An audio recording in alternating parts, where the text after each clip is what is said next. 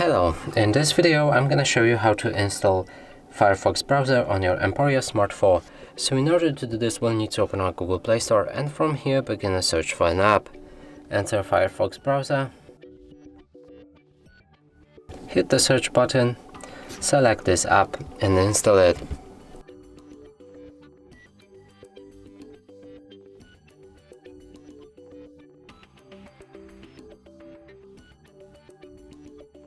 After that process is finished, we can open our app.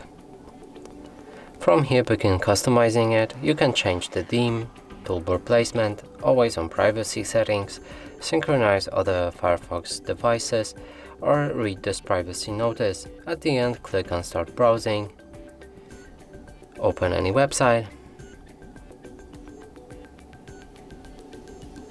and as you can see, the browser works perfectly. And that's it for this video. Hope you like it. Please consider subscribing to our channel, leave a like and a comment below.